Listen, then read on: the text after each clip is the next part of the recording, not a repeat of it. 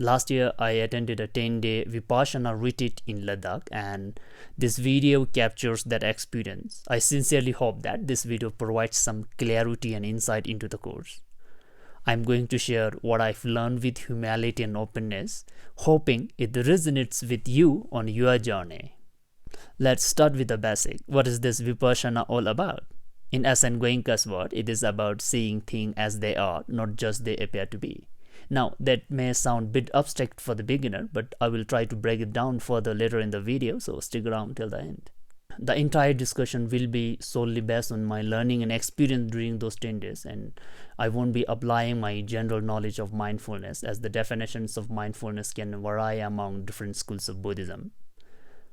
If you are not aware, there are three major schools in Buddhism: Theravada, Mahayana, and Vajrayana. Buddha recognized the different temperaments and inclinations of his followers, acknowledging these differences in their proclivities and interest. And in response to their capacity and aptitude, Buddha gave different teaching to different students. He taught whatever best suited and benefited them according to what disciplined their mind and what was appropriate. And this self-observing 10-day course is primarily rooted in the Theravada school. If I talk about the course itself, well, as it mentions by S.shasander Goenka, this course is not overtly religious, and there are also some formalities to follow during the course as well, I think, which are necessary.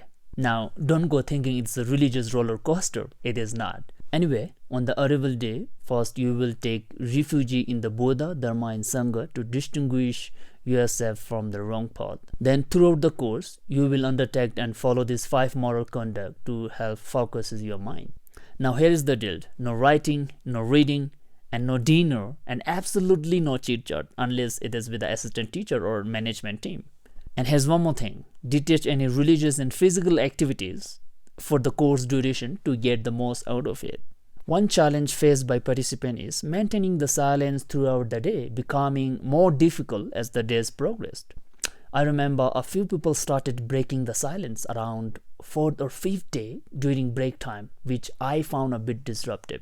There was even this brave soul who approached me suggesting we should start a little chat party. I stuck to my silence and keep on walking. It's mind-boggling to witness how people mope once they break the silence. You might not be aware, but for beginners, talking and meditating at the same time is something that usually doesn't go hand in hand. It is not the easiest combo to pull off. Okay, now the question is, when you begin practicing Vipassana, so you don't dive straight into the deep end from day one. No, for the first 3 days, you will find yourself grappling with your wild thought, trying to calm them down by directing your focus to your natural breath. It is about observing your breathing without attempting to control it. And let me tell you this, it is a real struggle. Your mind will take a vacation to every corner except where it is supposed to be. Now learning Samadhi, the concentrative mind. Sure, there are many ways to concentrate. Whether you visualize an object, repeat a mantra, count numbers, or listen to New Age music. Any of this alongside concentrating on a single object like your breath makes it significantly easier to center your mind than just by observing your breath alone. I'm not just echoing S.shasander Goenka here. I put it to the test myself. I vividly remember trying to count my breath during the course, and surprise, I could concentrate for much longer than when I was simply observing my breath. But when I brought it up with the assistant teacher, they advised me to steer clear of counting. During the course, they will tell you to stick to observing your breathing alone. And obviously, here, I'm not discussing general meditations. Even in Buddhism, there are other meditation techniques, especially in tantric practice, where you will be instructed to visualize a specific deity and verbalize a mantra connected to that deity. It has its own benefits and reasons based on its peculiar technique. However, with this specific meditation technique, Vipassana, you are not allowed to do that, and there's a reason behind it. One of them is when you verbalize or visualize any deity, you become entangled with that specific organized sect, and this technique aims to maintain a secular approach.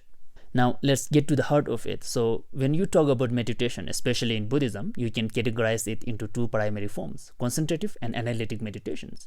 Well, there are other approaches as well, but let's stick with these 2 for now. In this 10-day course, as I mentioned earlier, initial 3 days you will focus solely on Shamatha, which is concentrative meditations. And on the 4th day, you will step into the realm of Vipassana, which is analytic meditations. So Shamatha and Vipassana are not completely different. Shamatha does not just stop at being calm. It gracefully transforms into a tool for analytic meditation, setting the stage for Vipassana to step in and do its thing. So, it is like a dynamic duo working together in the mindfulness arena. Before exploring the essence of Vipassana, I think it's crucial to understand its primary goal. The ultimate objective of Vipassana is to purify the mind, or to bring an end to a suffering and frustration.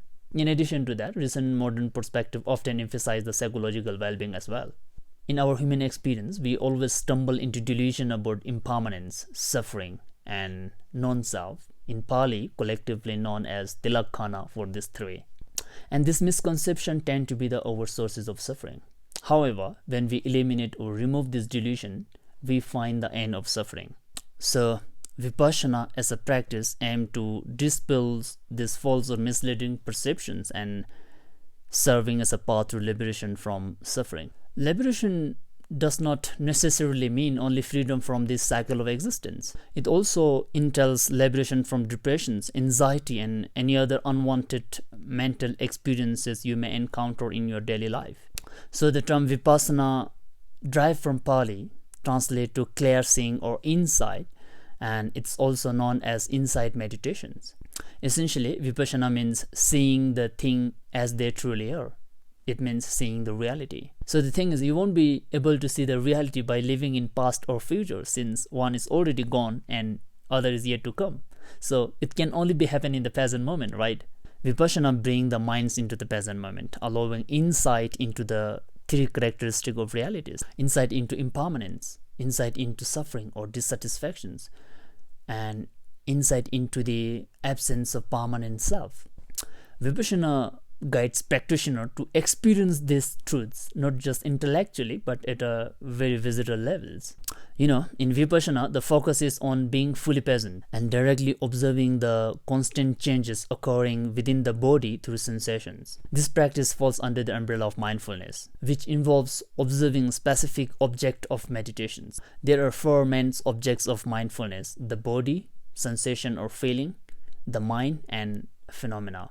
However, in this beginner level 10 days Vipassana courses, the emphasis is primarily on practicing mindfulness of the body and feelings, with less focus on mindfulness of the mind and phenomena. And they don't practice mindfulness of the body and feelings separately. Instead, they combine them, making it easier than doing them individually. Alright, I think it's time to wrap things up here. I don't want to drag the video on for too long. Before I go, I want to emphasize that I'm not an expert on this topic. Everything I have shared comes from my personal experience and what I have learned from the course. I'm actually looking forward to attending another 10-day course as an old student in the near future. If you haven't already, please consider subscribing to the channel. Until next time, stay mindful, stay curious. Thanks for watching.